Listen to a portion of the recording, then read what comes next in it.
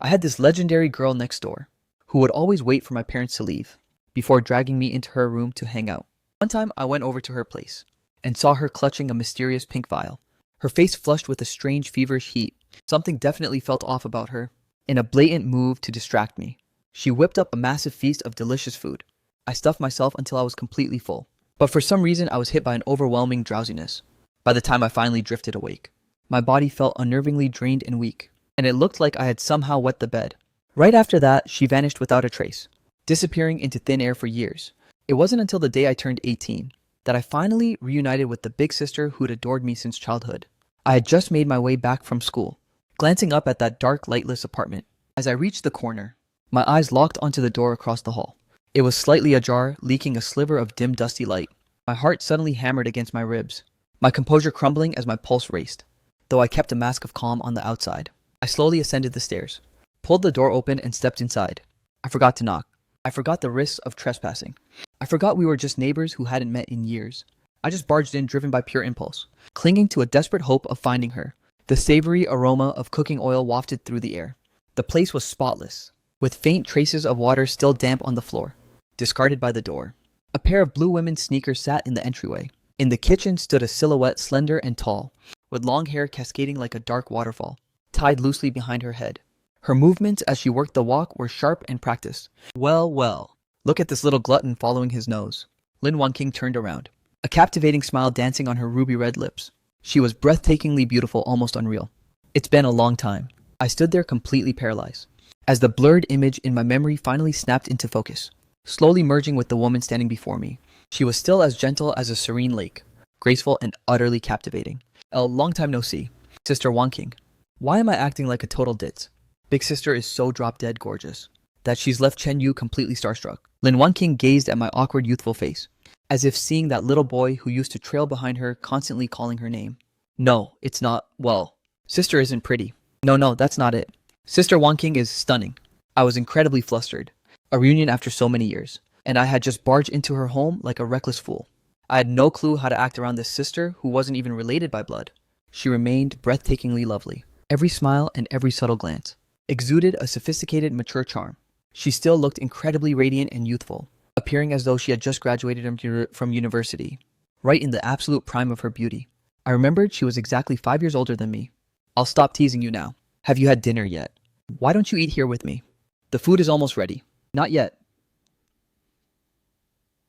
The place where I work provides lunchboxes, I replied with a slight stutter. But sister made so many dishes tonight. It would be a total waste if we didn't finish them right. I pulled out a chair and took a seat, setting aside my humble lunchbox. Several dishes were already laid out on the table, a perfect spread of meat and vegetables. It had been ages since I'd sat down to such a lavish feast. Come on, see if sister's cooking skills have gotten rusty. Lin Wanqing served a steaming bowl of white rice and placed it right in front of me. I picked up my chopsticks and took a bite, a flavor I had almost entirely forgotten, reawakened within my stomach, perfectly seasoned and savory. Lin Wanqing's culinary skills were still top tier. Sister Wanqing, your cooking is still incredible. As long as Chen Yu likes it, that's all that matters. Lin Wanqing untied her apron. She pulled back the chair and sat directly across from me. The warm amber glow of the lamp cast an exquisite silhouette of her face against the pristine wall, adorned with a gentle, soothing smile that made it impossible not to lower my guard. She took small, delicate bites, her every movement refined and elegant, all while her gaze remained fixed intently on me, sensing that I was genuinely famished, yet far too stiff and restrained to eat freely. Lin Wanqing remained silent, patiently waiting until the boy finished every grain of rice in his bowl. With a soft chuckle, she asked if I was full, or if I wanted a second helping. Though my stomach wasn't quite satisfied, and my cravings were far from over, my underlying tension and stubborn pride forced a reflexive refusal from my lips. No thanks. I'm stuffed. Lin Wanqing caught the flicker of hesitation and melancholy in the youth, reaching out to take the empty bowl from before me. Let me get you another one. I made way too much rice anyway, and it'd be a shame to let it go to waste. Thanks, I murmured. She set the refilled bowl back in front of me, observing my rigid upright posture, as I kept my head down, moving with extreme caution, like a stray child who had wandered into an adult's world. I was exhausting every bit of etiquette I knew. So Lin Wanqing softened her voice even further, making it warmer and more intimate. Chen Yu, I looked up blankly, meeting her gaze as she leaned slightly over, her eyes shimmering with an affectionate smile. She asked, "What did you just call me?" I didn't quite catch her meaning, standing there somewhat dazed. Wanqing. I'm still your big sister, aren't I? Nothing has changed between us, right? Lin Wanqing gently ruffled my hair, her slender pale palm resting atop my short locks, as if encouraging a timid younger brother. I froze for a heartbeat, finally grasping the underlying message. I had been acting far too much like a stranger. She had changed quite a bit, yet she was still that same compassionate big sister, treating me with that familiar heart-melting kindness. I understand. There's a good boy. As Lin Wanqing settled back into her seat, the youth before her finally shed his stiff reserve, shoveling the food into his mouth with newfound vigor, as if he'd been starved of a decent meal for far too long. The warm lamplight bathed the crown of my head, while Lin Wanqing studied the boy's maturing features, sharp, handsome, yet lean and hungry, with eyes that held a gentle, obedient spark. His complexion was as smooth as fine white jade. The striking bone structure etched in her memory remained unchanged. He was still the same boy she knew. I polished off the second bowl, yet my stomach, hollow since school let out, was still craving more. The aromatic, tantalizing dishes on the table continued to tempt my palate. I glanced toward Lin Wanqing, who was already reaching for my empty bowl, her words carefully shielding my fragile pride. Have one more helping. There's still so much left over. I watched her take my bowl away, reaching out a hand to retrieve it. I can serve myself. It's fine, don't worry about it. Didn't I always used to serve your rice back then? Thank you, Sister Wanqing. Just half a bowl is plenty. I'm nearly full. Is that so? Lin Wanqing looked down at the half portion in her own bowl. She had barely touched the side dishes, and hadn't even added any to her rice yet. The grains were still fragrant, soft, and pristine white. Actually, sister is far too full to finish this. Why don't you take mine? She slid her own bowl across the table toward me. I stared at the rice placed before me. It was spotless, unlike my own bowl, which was already stained with oil. Yet this gesture felt like it crossed a certain boundary of intimacy. I tried to process it, but my mind was a tangled mess. It wasn't the hygiene that concerned me. What truly rattled me was the suggestive hint of an indirect kiss. A young adolescent heart is always hypersensitive to such things, reflecting on those hazy distant years. My memories were fragmented and few, but one thing was absolutely certain. Back then, Sister Wanqing and I were inseparable. She treated me with such incredible kindness, as if I were her own flesh and blood younger brother. I'm certain that back then I never harbored any ulterior motives toward her. I only knew that this big sister was radiant gentle, and possessed endless wisdom.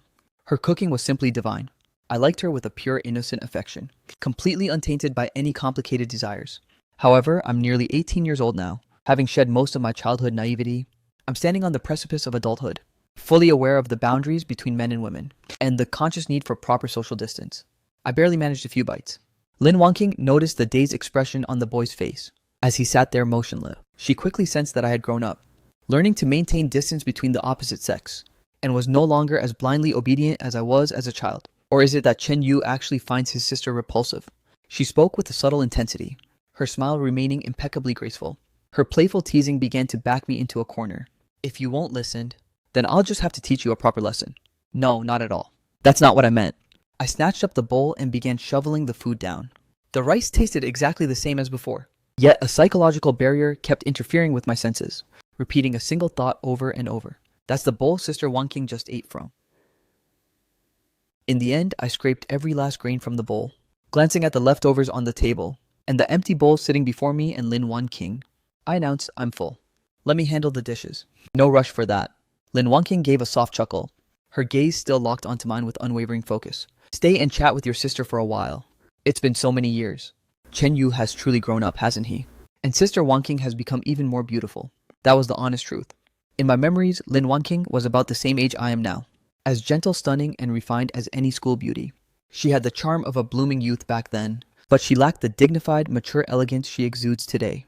So did Chen Yu actually miss his big sister? Of course I did. When Sister Wanqing left without saying goodbye, I was devastated for a long time. I see. I'm so sorry. She tilted her elegant, slender neck, allowing her silky hair to cascade over her shoulder. My father passed away back then, and my family called me away to handle the funeral. I felt a sharp pang of guilt like a needle pricked to the heart, and whispered a soft apology. I'm sorry. Don't, Ita.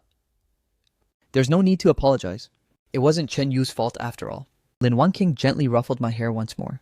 She clearly adored the boy's obedient, well-behaved nature. Or perhaps she felt this was simply how things should be. Is everything okay with your family now, Sister Wanqing?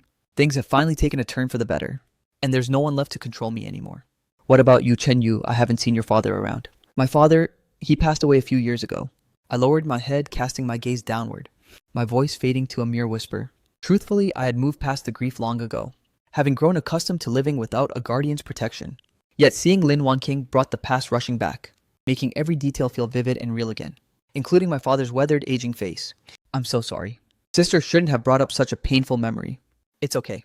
I've already moved on. Besides, didn't you just tell me there was no need to apologize? That's true. Sister Wanqing's face softened back into a doting, indulgent smile. Chen Yu, you're a high school senior now, right? You'll be graduating next year. So, is there a girl at school that you like? Since Chen Yu is so handsome, I bet there are plenty of pretty girls constantly surrounding you. No, not at all. I only have 2 or 3 friends I actually talk to. Not even a single girl you're crushing on. Lin Wanqing tilted her head, her long, thick eyelashes fluttering slightly, as her eyes brimmed with a playful, knowing amusement. There was a hidden edge tucked within her teasing words. The first person who flashed across my mind was the school beauty Sumu. I don't even know why that stunning face suddenly flashed through my mind. But perhaps I've genuinely fallen for Sumu after all. Maybe I've just been living in total denial this whole time, too terrified to actually admit my feelings, and too cowardly to even try making a move. No, I don't think so. Are you sure? Why so hesitant? I bet Chen Yu just thought of a specific girl. It's not like that. I wasn't thinking of anyone. I doubled down on my denial, even as I realized my lie was absolutely full of holes. I nervously fidgeted with the hem of my shirt, my palms slick with cold sweat. All right. Sister believes you. Chen Yu has his entrance exams next year, so it's only right to keep your focus entirely on your studies. Lin Wanqing gathered the empty bowls, rising from her seat and waving me off as I tried to help. She told me to stay put. She could handle it all by herself. Between school and your part-time job, Chen Yu must be exhausted. Go back and get some rest early. I didn't try to argue any further. Feeling a bit sheepish, I grabbed my plastic bag and stood up. I'll be heading out then. Sister Wanqing, if you ever need a hand with anything, just come next door and give me a shout. I definitely will. As she plunged the dishes into the water, she heard the distinct click of the door closing behind her. In that instant, the warmth vanished from her face, replaced by a gaze of bone-chilling coldness. 9:53 p.m. I sat on the edge of my bed, the nocturnal wind scratching relentlessly against the window pane. Scattered city lights flickered dimly in my tired eyes. The room was unnervingly freezing with the broken AC. This reunion with Lin Wanqing was a total shock. The timing feeling like a deliberate play by fate itself, coming right as I'm about to graduate and move on with my life. It was just as abrupt as her sudden departure years ago. I used to harbor so much regret over her leaving without a word. I never even got the chance to thank her for all her kindness. Fortunately, she's back now, giving me a shot at finally making things right. Knock, knock, knock. The sound of gentle rapping at the door caught my ear. I stepped out of my bedroom. I swung the door open, to find Lin Wanqing standing there, clutching a pile of clothes and beaming at me. Her smile was as radiant as ever, like a warm spring breeze. Sister's apartment is having a water outage, and my bedding is currently unusable. Do you think I could borrow your place to take a quick shower and stay the night? Of course, no problem. Sister Wanqing, you can take my bedroom. I stepped aside, creating a gap for Lin Wanqing to slip inside. Thank you, Chen Yu. I'm sorry for the intrusion. It's really fine. Not an intrusion at all. The bathroom is right over there. I gestured toward the frosted glass door against the wall, noticing she wasn't carrying much besides her change of clothes. I pointed out the shampoo and body wash are on the windowsill. I'll go grab a fresh towel for you. Thanks a million. Lin Wanqing stepped into the bathroom, taking in the cramped, tiny space. The lighting was dim and flickering, with everything squeezed together in a tight clutter. A draft of cold air still whistled through the vents. She turned back to me as I stood there holding a new blue towel. Chen Yu, are you heading to bed? I'll be in my dad's old room. It's a bit messy, so I need to tidy up for a bit. Sister Wanqing, once you're finished, just go ahead and sleep. The washing machine is acting up, so just leave your clothes for now. Since it's so late, you can handle the laundry tomorrow. I handed her the towel and pulled the opaque glass door shut. Call me if you need anything else. The slippers, I've left them right outside the door. Got it. Sorry for all the trouble. Chen Yu. Don't mention it? Good night, Sister Wanqing. Good night. The soundproofing in this old building was abysmal. Even from inside the room, I could hear the faint rhythmic patter of water, though I didn't let any scandalous thoughts creep into my mind.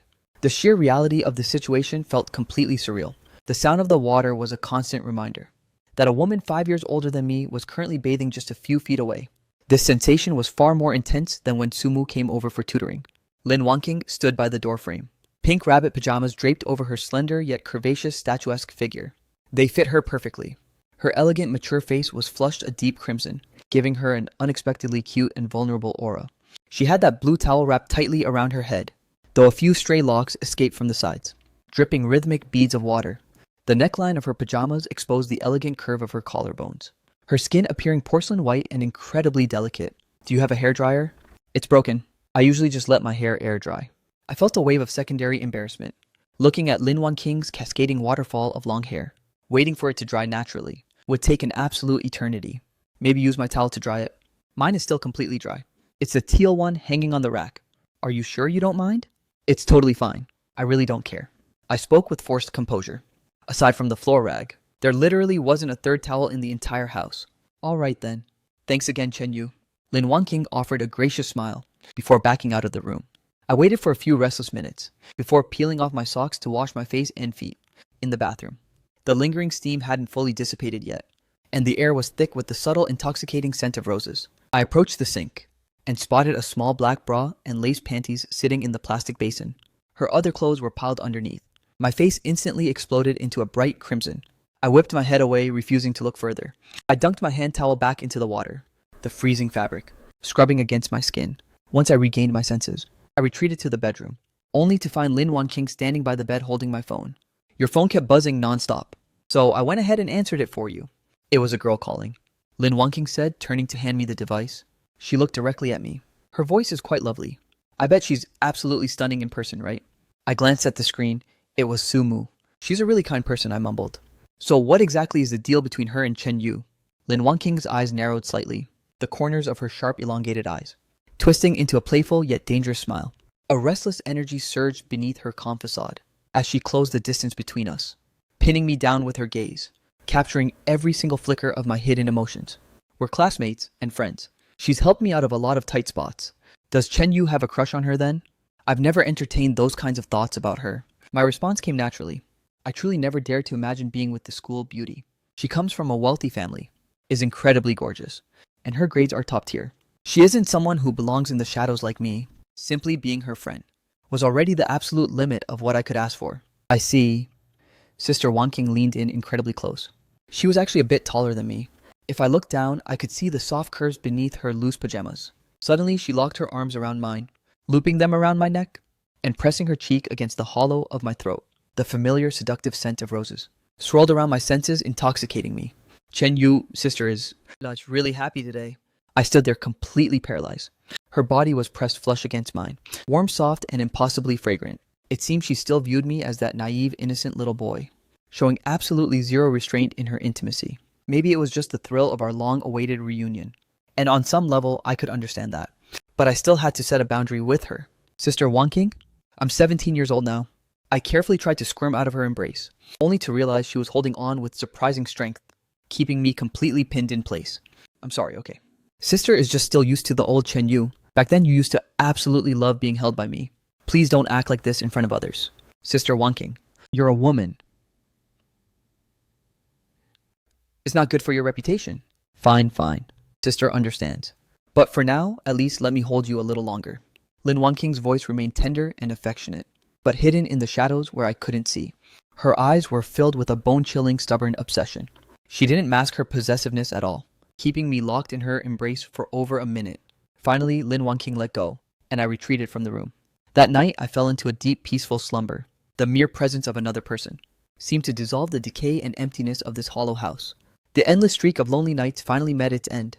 I drifted into a tranquil dreamland. I dreamed of days when the sycamore trees outside were lush and green, and blinding sunlight danced across a pale, exquisite face. A sister in a white cotton dress played games with me, helped me with my schoolwork, and kept me over for warm family dinners. The young boy I once was naive and oblivious, knowing nothing of the boundaries between genders.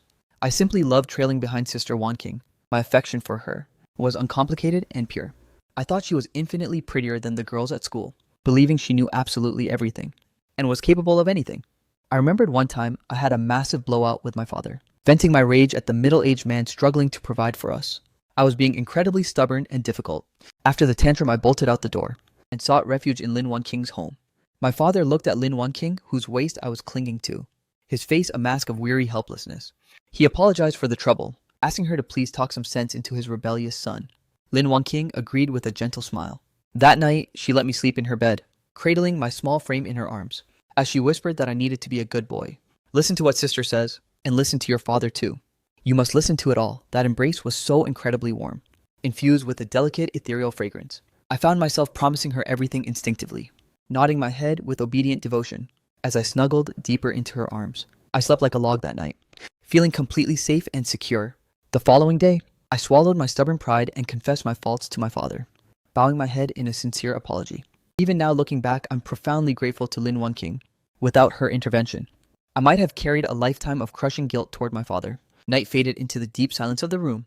A faint, barely audible tapping sounded at the door. But lost in a deep slumber, I heard nothing, and offered no response. The person outside whispered my name, carefully creaking the bedroom door open. A slender, graceful silhouette drifted cautiously inside, standing by the bedside to watch me lying on my side, my breathing shallow and rhythmic, lost in a peaceful trance. She leaned her body down close. And then, through the haze, I swear I heard a woman's familiar, ecstatic voice. Soon the morning sun began pouring in, casting beams of brilliant light. I blinked my eyes open in a daze, rubbing away the sleepiness as I squinted at the glare. I stared at the room blankly for a moment before. The memories of last night came rushing back. I pulled open the bedroom door. The living room curtains had been drawn wide, allowing the sunlight to illuminate Lin Wanqing's pristine pale face. She took a small sip of white porridge and turned toward me with a radiant smile. I just headed downstairs to grab some breakfast. Eat it while it's still piping hot. I still hadn't quite adjusted to the sensation of waking up, to find another soul occupying my home. I walked over like a zombie and sat before the bowl of lean meat porridge, which was still swirling with steam. I took a spoonful, the savory richness coating my taste buds. I originally planned to cook something myself, but unfortunately, the pantry was looking a bit bare. Tomorrow, I'll definitely let Chen Yu taste my home cooking. You really don't have to go through all that trouble. I'm perfectly fine with just a quick bite. Absolutely not. Lin Wanqing rested her chin on her hand, her gaze remaining locked onto mine. There was a hint of reproach in her tone. Chen Yu, you haven't been eating properly all these years, have you? You've become so thin. I eat well every now and then. I averted my eyes from her piercing stare, feeling incredibly guilty. In truth, the times I'd actually eaten a proper meal were few and far between. Most days I just mindlessly grabbed whatever was easiest to swallow. Well then, since sister is finally back, I'll have to take full charge of your diet. After all, you used to be a regular at my dinner table, didn't you? Alright, thanks for the trouble, sister. It's no trouble at all. The white porridge in the bowl hit the bottom. Lin Wanqing set down her chopsticks and watched me intently. Once I finished the porridge and devoured 2 steamed buns, she promptly gathered the dishes. Go and freshen up first. Sister will handle the washing. I'll give you a lift to school in a bit. Thank you, Sister Wanqing. I got up from the table and retreated into the bathroom to wash up. The freezing water splashing against my face snapped me into a much-needed state of alertness. I recalled how Lin Wanqing often came over to help with the cooking, and how she'd gently lecture me back then. She truly looked out for me, treating me just like her own little brother, despite the years of absence. I never expected her to remain so caring, or to still treat me with such overwhelming kindness. The street scene remained as familiar as ever. In front of the narrow school gates, students filed inside in small clusters. The old security guard in his uniform watched from the duty room. However, the view I saw this time was through a polished car window. I had become one of those students arriving in a high-end luxury car, sitting in the passenger seat looking flashy and eye-catching. I didn't know much about Lin Wanqing's background, as she rarely breathed a word about her family affairs. But it was glaringly obvious that she came from money. That aura of poise and refined elegance was clearly the product of a wealthy upbringing. I'll be heading in now. Goodbye, Sister Wanqing. See you tonight. I opened the door and stepped out, ignoring the curious gazes drifting in my direction. Then I hurried toward the classroom. Sumu had arrived even earlier than me, chatting away with the girl sitting in front of her. She was still as gentle as ever, exuding a sense of pure serenity. Her radiant beauty could easily pierce through the bleak, wintry gloom. Ever since Lin Wanqing grilled me with that question last night, Sumu has been invading my thoughts repeatedly. Her clear, tender image was etched into my mind, impossible to shake. Seeing her now, that budding flutter in my chest only grew more intense. I set down my bag and took my seat, trying to force myself to stay composed. I began flipping through the homework I needed to submit. Suddenly, the girl in the front row stopped talking, shifting the entire conversation toward me. Her eyes were sparkling with curiosity, as she looked at me excitedly and asked, Chen Yu, who was that dropping you off just now? And what kind of luxury car was that? Just a neighbor, a sister a few years older than me? I replied simply. A sister, Sumu, chimed in, caught by my words. Her tone laced with a hint of genuine surprise. She lived across from me back in elementary school. She moved away, but she just came back yesterday. Are you two close? Sumu followed up immediately, her voice seemingly calm and indifferent, as if it were just casual small talk. I suppose so. She used to look after me a lot back then. The loud blare of the school bell cut our conversation short, amidst the chaotic rustle of flipping pages. The room filled with the usual morning cacophony of students reciting text and memorizing vocabulary. I held up my English book, flipping to the word list at the back, but my gaze drifted involuntarily toward Sumu. Her book lay open as she sat with her head lowered, whispering softly her delicate ivory ear, peeking out from behind a stray lock of hair, revealing a profile that was breathtakingly perfect. I've never had even a shred of romantic experience, and I thought my feelings for Sumu were just appropriate admiration. But ever since love was brought up last night, I've been pushed right into the center of a storm. These emotions are growing at a terrifying pace, spiraling completely out of my control. I tried to deny my true feelings for Sumu, but a fierce voice inside me screamed back in protest, forcing me to finally own up to it. I desperately scrambled for excuses, lying to myself that it was only because Sumu was so brilliant and beautiful. Since we were close, it was only natural to feel this way, pure normal and harmless. But my other self lashed out, demanding, "Then why don't you feel that way about Lin Wanqing?" I gradually ceased my inner struggle, staring at the girl's face with a restless, chaotic mind. As I slowly regained my composure, my vocal cords vibrated almost unconsciously, and the English syllables slipping from my lips formed her name. Sumu, what is it? Despite the deafening roar of the morning recital, Sumu had somehow caught my whisper. She turned around, looking at me with pure confusion. Those eyes were crystal clear and incredibly bright. "It's nothing." I reflexively averted my gaze, burying my face behind my textbook, to keep Sumu from seeing my sheer panic. 20 minutes later, the bell finally signaled the end of class. I dropped my book and collapsed onto the desk, hiding my face in the crook of my elbow. I pretended to be oblivious to the voices calling my name, until that voice, clear as a wind chime, finally rang out. Chen Yu, I froze, lifting my head slowly. Sumu was sitting right in front of me, clutching her water bottle. She blinked, her delicate eyelashes fluttering softly. "What's up?" I asked, perplexed. "I need to step out for a second." "Oh, sure." A few minutes passed, and Sumu returned. I was still slumped over, staring blankly at her empty chair, completely unaware that she was already standing behind me. It wasn't until a cool, soft palm gently brushed against my shoulder. The sensation was so soothing that I found myself reluctant to let it end.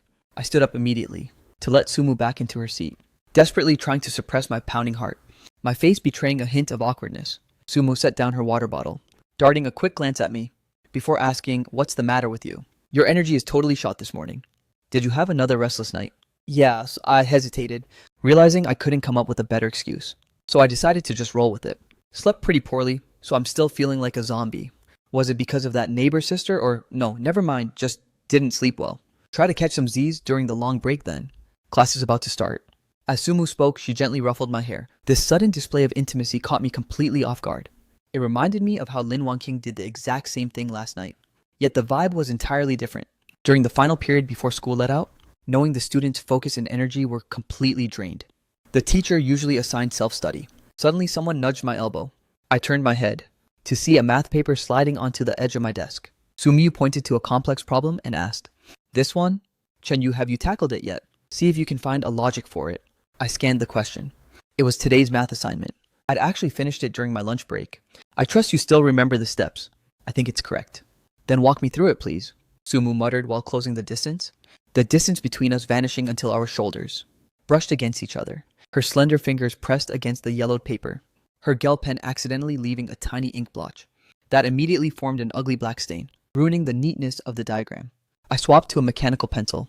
"First draw an auxiliary line right here along this horizontal line, extending perpendicularly from point C to this spot."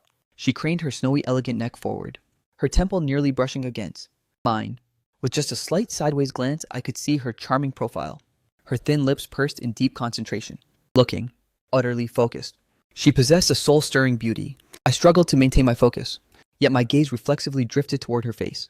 Sumu's beauty didn't feel childish, nor could it be described as mere seduction.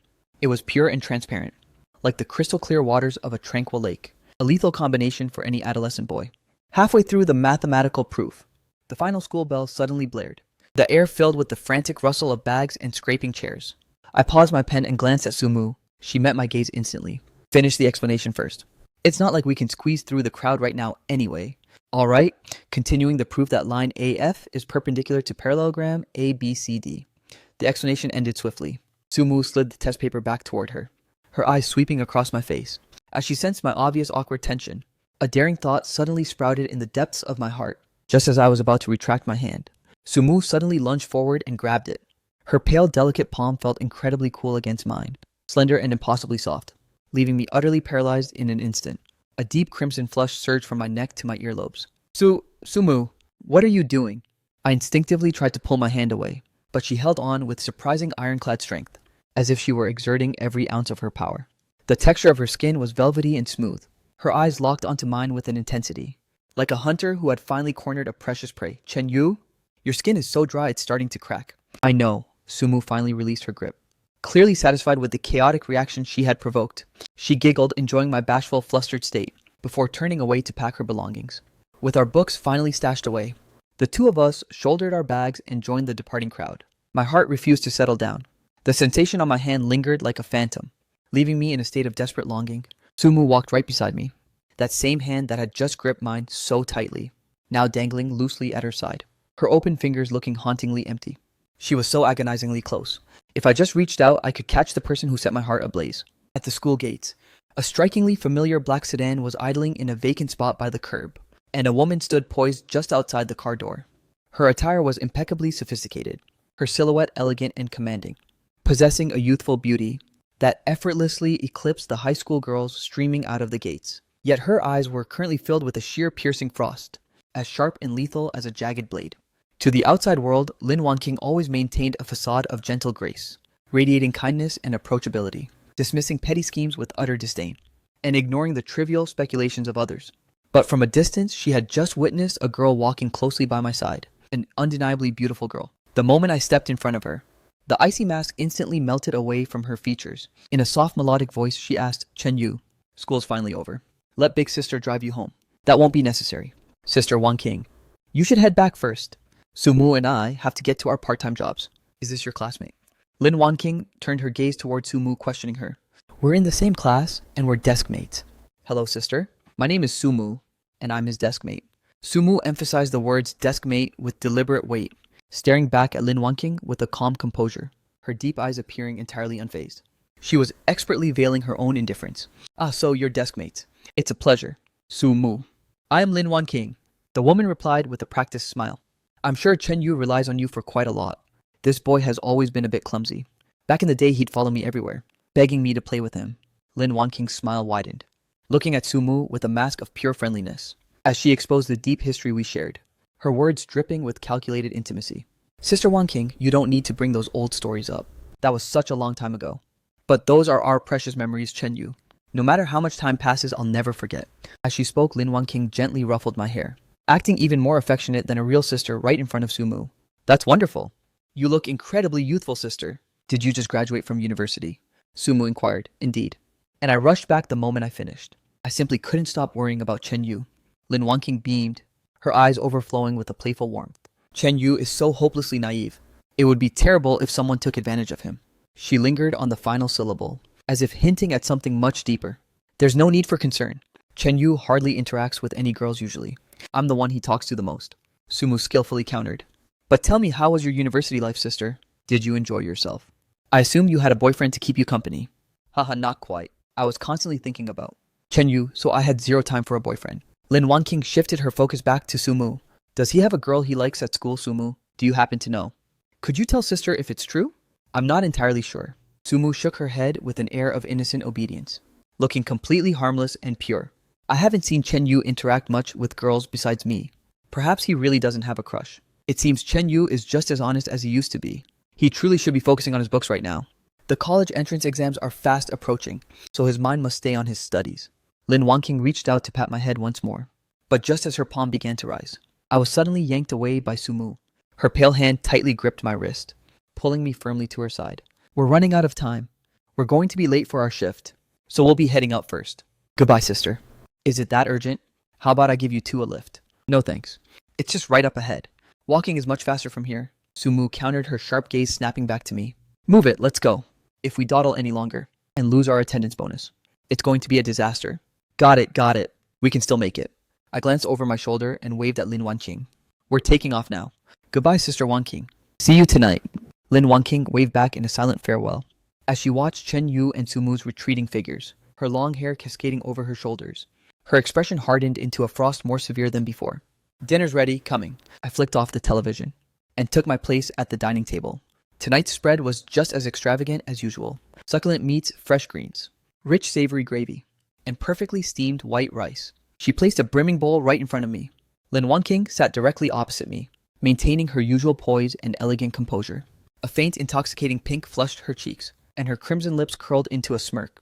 as she watched me ravenously inhale the food. The aggressive glint in her eyes was stealthily masked. Eating dinner this late, you must be absolutely famished. She poured a glass of water and slid it toward me, taking in my disheveled state as I ate. Yeah, I'm starving. Luckily, Sister Wanqing's cooking is even better than before. A radiant smile bloomed across Lin Wanqing's face. She rose from her seat, retrieving a bottle of vintage red wine from the cabinet. The deep crimson liquid was sealed within the dark glass. She deftly popped the cork and set the bottle down on the table. "Chen Yu, do you know how to drink?" she inquired. She then brought out 2 elegant crystal goblets. The glass stems clicked against the tabletop, releasing a crisp, sharp ring that echoed clearly through the silent night. "I've never tried it. I'm still a minor after all. Plus, alcohol just fogs up your brain. I'm not really a fan."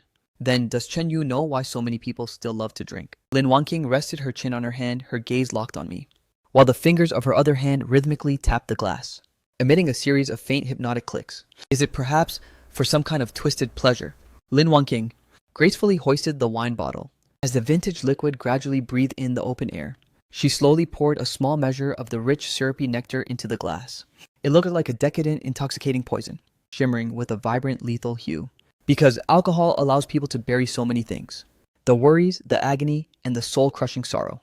She gently swirled the goblet, watching the crimson liquid dance against the crystal walls. "Care for a taste?" I had just finished the last grain of rice in my bowl. I froze chopsticks in hand as logic and curiosity battled in my mind. I watched as Lin Wanqing extended the glass toward me, her porcelain fingers gripping the slender stem, the liquid inside glowing with a seductive blood-red shimmer. No, I really shouldn't. My tolerance is definitely non-existent. It would be a disaster if I ended up passing out. It doesn't matter. If that happens, you can just spend the night here with me. Lin Wanqing pressed her lips together, her crimson lipstick gleaming, her narrow, cat-like eyes dripping with pure temptation. The brilliant overhead light illuminated her breathtakingly gorgeous face, as alluring as a black rose blooming at the stroke of midnight. But that would be such a burden on you. Chen Yu, you never have to overthink things when you're with me. Just follow your heart's deepest desires. She dropped her voice to an extremely tender, silky register, sounding every bit like the caring sister guiding her little brother, using her persuasive charm to lead me on. She was slowly dismantling my defenses, guiding me straight into a decadent trap. The glass was set firmly on the table before me. Lin Wanqing then poured a second glass for herself, inhaling the sweet, heady aroma of the wine. Dark desires began to sprout and fester wildly, instantly flooding her sharp obsidian eyes. "All right, I'll give it a try." I lifted the glass and took a tiny sip of the syrupy liquid. It glided over my tongue and burned a path down into my stomach, jolting my sensitive nerves with a sudden rush. "So tell me, doesn't it taste incredible?" I responded with a dazed stare, unable to fully comprehend the sensation. The feeling was overwhelmingly intense, as if a stray spark had ignited a fire deep within my body. The fragrance swirled across the tip of my tongue, and my logic began to sink into the depths. Lin Wanqing leaned forward, cradling the bottle, and continued to top off my glass with the crimson fluid. The liquid level rose steadily, its vivid hue beckoning my very soul. I wanted to keep indulging. My fingers twitched, grasping the glass, yet I couldn't bring myself to lift it. I felt my consciousness slipping away while deep down, a small voice warned me to stop while I still could. "Sister told you. There's absolutely no need for restraint." Lin Wanqing's hand caressed my cheek, her soft, delicate palm pressing against my skin. Her voice was seductive enough to melt my bones. "Chen Yu, sister will take good care of you," within a hair's breadth of me. She looked up and saw the sheer confusion and haze in my eyes, causing her smirk to widen even further. She gave my cheek a playful pinch, exhaling a tantalizing breath, infused with the scent of wine directly against my lips. Lin Wanqing retreated back to her seat, watching me mindlessly drain the glass as if I'd lost my mind. She finally let it all out, that nearly uncontrollable greed and burning desire, suppressing her final bit of patience. She asked in a silky tone, "Chen Yu, are you getting sleepy? Do you want another glass?" Still maintaining her mask of gentle concern. Even as she asked, she poured me yet another serving. I'm not drunk. This stuff actually tastes pretty good, Sister Wanqing."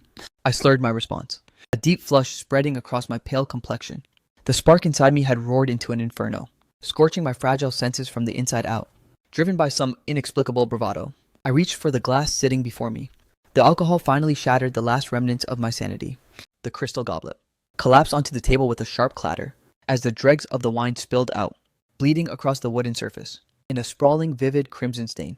Lin Wanqing called my name twice, but the only response was the sound of my shallow breathing. I lay slumped over the table, my face flushed a deep feverish red, having completely blacked out. She set the glass upright, circled around behind me, and pulled out some tissues to dab the wine from the corner of my mouth. Staring at my handsome, yet weary and youthful face, She let out a satisfied predatory smile. Honestly, drinking so much with such a pathetic tolerance, if you were to pass out like this in front of another woman, it would be a total disaster. Her slender arm slid beneath my armpits, hoisting me up with surprising strength, dragging me step by step into the bedroom. Lin Wanqing finally let me collapse onto the mattress. She leaned down, admiring her freshly captured prey. After all these years, those eyes that had haunted her every dream still held those familiar, endearing details, making her adore me to the point of madness. She yearned to claim me entirely as her own property. It was a raw hunger to exert absolute control over her catch. Her gaze slowly drifted downward, lingering on the curve of my throat and the sharp line of my collarbones. She peeled off my jacket, sliding her palm beneath the hem of my shirt, obsessing over the warmth of my skin. After a long moment, she finally withdrew her hand, tucking the duvet tightly around me. She turned and slipped out of the room to clean up the chaotic mess on the table. When savoring the most precious delicacy, one must not be hasty. Perfect preparations are required. In this moment, I belonged exclusively to her, and no one could ever take me away. Lin Wanqing, after clearing the table, picked out a loose, flowing silk robe. By the time she finished her bath and returned, I was already lost in a deep, heavy slumber. She pressed against me, pulling me into a suffocatingly tight embrace. The sensation of physically imprisoning me within her own body massively satisfied her dark, gnawing hunger. She held me like a priceless treasure, especially since in the depths of her heart, I was always meant to be hers. Letting me go once before had left her in a torturous agony for nearly a decade. But upon our long-awaited reunion, she found another woman lurking by my side, one whose beauty actually rivaled her own. Lin Wanqing had never felt such crushing regret. She loathed herself for squandering such a perfect opportunity, handing over her most precious jewel to a festering obsession. This fueled a savage manic vow within her. She would reclaim what rightfully belonged to her, no matter the cost. She leaned down slightly, pressing a soft kiss to my forehead, then her cheek before finally landing on my lips. The lingering wine-scented sweetness only deepened her infatuation. She wanted to stain me with an essence that was uniquely hers, a ritual to declare her absolute ownership over my soul. Chen Yu, you belong to me forever. Now warm morning light crept onto the windowsill, piercing through the thin layer of mist on the glass, to gently caress the contours of my face. When Lin Wanqing finally opened her eyes, I was still sound asleep, nestled within her arms. My body was curled up defensively, looking incredibly obedient and small, exposing my most vulnerable side without a shred of suspicion. She reeled with joy at her own incredible luck, yet felt a faint sting of guilt for her deceit and malice. Still, she wished more than anything that time would simply freeze, allowing her to hold her favorite person in this eternal moment. At least for now, I was entirely hers. It wasn't too late yet. There was no need for a violent conquest just yet. She still had the chance to weave her web slowly and methodically. Deep down, she plotted. The boy's voluntary and total descent into her trap was the only outcome she truly craved. Lin Wanqing finally slipped out of bed, tucking the duvet around me securely. After changing into a sophisticated outfit, she headed to the kitchen to begin the breakfast routine. She prepared a pot of fragrant red rice porridge, adding 2 side dishes to complement the meal: shredded potatoes and julienne taro. The aroma soon filled the air. She then brought out some freshly bought pickles, plating them carefully. A simple yet cozy breakfast was laid out, perfectly capturing the essence of these seemingly peaceful golden years. I hadn't stirred yet, clearly still reeling from last night's heavy intoxication. Lin Wanqing glided to the bedside, leaning down until her face was inches from mine. She tucked a stray lock of hair behind my ear and whispered directly into my ear canal. Chen Yu, it's time to wake up. My consciousness slowly clawed back to the surface. As I pried my heavy eyelids open, the first thing I saw was Lin Wanqing hovering over me. The sunlight formed a halo around her face, and her gaze was as gentle as a tranquil lake. Sister Wanqing. I bolted upright in a total panic, the memories of last night crashing down on me. I lowered my head in absolute shame, looking exactly like a child caught misbehaving. Last night, I'm so sorry. I think I definitely overdid it. I must have been a total nightmare for you, right? It's perfectly fine. Wasn't it sister who encouraged you to drink? Besides, a drunken Chen Yu is quite adorable. Lin Wanqing patted my head, radiating a warm sisterly affection, carrying herself with mature and poised grace. Now hurry out of bed. Breakfast is going to get cold. Lin Wanqing turned and left the room. I tossed back the duvet and climbed out of bed, finding my jacket neatly placed by the side. Once dressed, I stepped out into the living area. A steaming breakfast was already waiting, and Lin Wanqing had even served my porridge for me. Her care was as meticulous and overwhelming as ever, quietly pulling my chaotic life back onto its tracks. Sister has to go on a business trip for a while. At the dining table, Lin Wanqing sipped her porridge and spoke softly. Chen Yu, can you help sister keep an eye on the house? No problem at all. Haven't I been looking after it for you all these years anyway? That's true, isn't it? Thank you, Chen Yu. She took another sip of the porridge, her eyes narrowing slightly as she watched me while I'm away. During this upcoming interval, you must promise to take care of yourself, Chen Yu. Eat properly, and stay warm. Don't worry, I will. Such a good boy. Lin Wanqing's eyes sparkled with a captivating, playful shimmer. She finished her porridge with delicate small sips. Once I'd finished my meal and freshened up, she drove me straight to school. I was running a bit later than usual today. By the time I entered the classroom, most seats were occupied.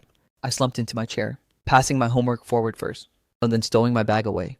I pulled out my Chinese textbook, preparing for the morning recital. My gaze instinctively drifted toward Sumu. She still looked a bit frail from her illness, but her complexion was far better than yesterday. Her stunning profile had a healthy glow, making her look like a radiant winter plum blossom. Why are you so late today? Sumu held up her book, initiating the conversation. I thought for a moment. I had no intention of hiding the truth. I answered her with total honesty. I got wasted last night. I spoke in a flat, matter-of-fact tone, hardly giving it a second thought. Choosing to tell Sumu everything was purely out of the loyalty I felt for a best friend. Sumu set her book down, turning her head to stare at me. She seemed deeply bothered by my confession. Chen Yu, since when do you drink? I've never seen you touch a drop before. I just gave it a shot yesterday. Turns out my tolerance is shockingly pathetic. 3 glasses and I was completely blacked out. I probably caused Sister Wanqing a massive headache. Blacked out. Sumu whispered the words under her breath, the combination, sending a surge of irritation through her heart, yet she had no way to vent it.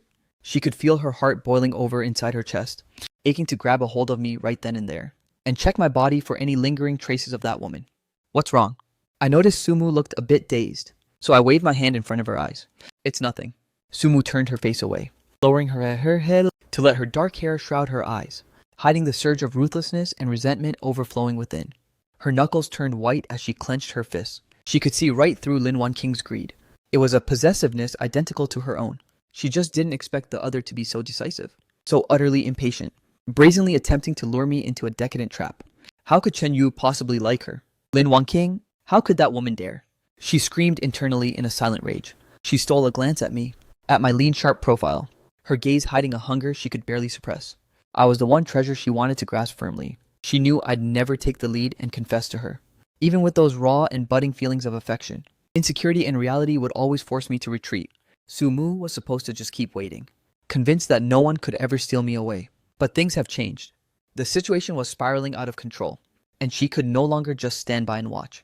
The house remained desolate over the weekend. The idle chatter of neighbors drifted in from the window. A few elderly folks were gathered under the massive sycamore tree. I remember that girl being quite lovely, polite, and absolutely stunning. She seemed to really fancy Chen Yu. If those two actually ended up together, they'd make quite the charming couple. An old man remarked thoughtfully while puffing on a cigarette. You senile. Old fool. Stop talking such nonsense. Chen Yu is still a student. It'll be a few more years before that's appropriate. Another elder immediately shot back. What do you know? That girl clearly comes from a wealthy family. Moving into a rundown neighborhood like ours, God knows what she's actually thinking. If you ask me, Chen Yu and that girl are from 2 completely different worlds. Peesh, what do you know about young people these days? We're living in a totally different era. A group of elders, bundled in heavy coats, continued their relentless bickering. Sumu glided past them in absolute silence, casting a fleeting, indifferent glance their way. As those words drifted into her ears, her obsidian eyes remained calm and unfathomable, betraying not even a single ripple of emotion. She stepped into the corridor, ascending the dim, shadowed staircase. She came to a halt right before my front door, and reached out to knock. Sumu, I froze for a second after opening the door, then politely stepped aside to let her into the apartment. What brings you here? Doing homework solo was just too soul-crushing, so I came to find you. Plus, I have a few complex problems I want to discuss, and I can help you grind your English skills. She wore her usual radiant smile, looking perfectly composed and elegant, clutching a plastic bag and her school bag. Sounds great. I was actually just idling around anyway. I shut the door behind us, a quiet surge of excitement bubbling in my chest on a day this mind-numbingly dull. Seeing the girl I crushed on was a massive mood booster.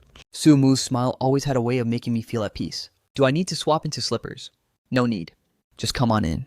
Sumu nodded and stepped into the living room. By the window sat a small desk that wasn't there last time, strewn with open textbooks. Outside, the streets were locked in a frozen wintry grip. I dragged a chair to the desk and quickly tidied the cluttered surface of the table, clearing out half the space for Sumu to use. I was just tackling some problems, hoping to knock out my assignments early. I haven't started mine either. Sumu tossed her bag aside and set the plastic bag on the table, Oh, right. I just picked up these Satsuma oranges, give them a try. Thanks. I took one and popped a segment into my mouth. Sweet sugary nectar instantly exploded from the pulp, washing over my taste buds. They're incredibly sweet and delicious. I'm glad you like them. Sumu beamed at me, her radiant flower-like smile, possessing a sweetness that easily rivaled the citrus in my mouth. It effortlessly tugged at my awkward adolescent heartstrings. I found myself staring at her completely dazed. Well then, they're all yours. Consider it a gift. Thanks. I mumbled my gratitude, taking the bag of Satsumas she handed over, setting them aside. I tried to project an air of intense focus as I tackled the mountain of homework before me. Yet my eyes remained restless and unsettled. Chen Yu, I heard Sumu suddenly call out. I looked up at her with a blank, confused expression. What's up? Does Sister Wanqing live in the unit right across the hall? Yeah, she does. She drops by constantly to cook for me. She's been amazing to me. Is that so? You really are quite the lucky guy. Maybe, I guess this is just Destiny's way of compensating me. I let out a self-deprecating chuckle. Lin Wanqing's nurturing care was an unexpectedly warm light in my life. I felt truly indebted to this sister whose arrival was shrouded in mystery. Then what about me? Do I count as luck too? I suppose so. I started to stammer, unable to find the right words. Sumu was such a walking contradiction in my life. This was the first time I'd ever fallen so hard for a girl. Yet I lacked the spine to actually confess. While she treated me like a close friend, she would often get dangerously close, making my heart race uncontrollably. I'd already envisioned our inevitable future. Once the college entrance exams are over, we'll likely drift into two completely different worlds. Our connection will inevitably fade into a tragic conclusion. I can see the end so clearly. And just thinking about it makes my chest ache with pain. It's precisely to avoid that agony that I'm desperately suppressing my own feelings. Whether it's Sumu or Lin Wanqing, they are likely just passing shadows in my life. I simply don't deserve them. Just having them walk beside me through this brief youth is more than enough. At that thought, my eyelashes fluttered downward bit by bit. I suddenly regretted that Destiny's compensation metaphor. Every gift from fate comes with a strict expiration date. Lin Wanqing, Sumu, and this fleeting time we've shared, it's already been beautifully perfect. But eventually, we'll have to face the final goodbye. Then, do you wish I could stay by your side forever? Sumu dropped the question with startling directness. She stopped her pen, suddenly reaching out to cup my face in her hands. Her palms gently caressed my lean, gaunt cheeks, the silky contact sending a violent shiver through my heart. Sumu, what's gotten into you? This gesture was far too intimate. I was completely paralyzed.